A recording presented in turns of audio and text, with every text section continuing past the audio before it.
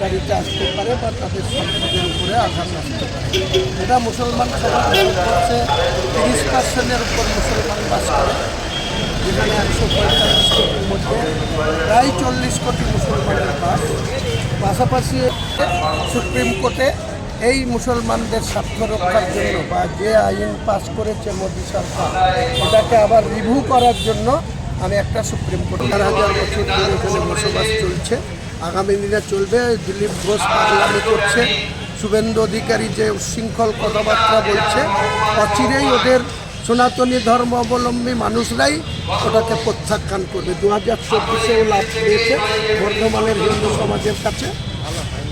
ও আগামী দিনে যেখানে দাঁড়াবে সেখানেই লাভ খাবে। ওর বছর ধরে 2016 সালের প্যানেল জাজ একজন বাদে 25,753 জনের মধ্যে একজন ক্যান্সার পেশেন্ট, একজন মহিলা, তার বাদে 25,752 জনের চাকরি বাতিল করে দিয়েছে।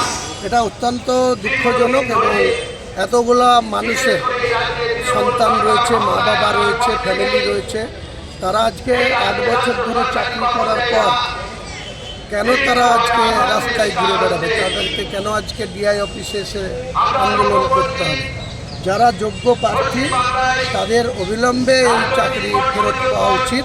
কিন্তু যেহেতু সুপ্রিম কোর্টের জাজমেন্ট, সেখানে বিভিন্ন আইনের কচকচালি থাকবে, বেড়াজাল থাকবে, তার মধ্যে যাতে তারা অতি দ্রুত এই চাকরি ফেরত পায় বা যোগ্য ব্যক্তিরা আবার নিয়োগ পায়, সেটা আমাদের রাজ্যের মাননীয় মানবিক মুখ্যমন্ত্রী তিনি সক্রিয়ভাবে দেখছেন এবং রাজ্যের এডুকেশন মিনিস্টার পার্থ বসু খুব সজাগ দৃষ্টিতে। সেটা আমিও একজন শাসক দলের বিধায়ক হিসেবে আপনাদের মাধ্যমে প্রশাসনকে সংযত থাকার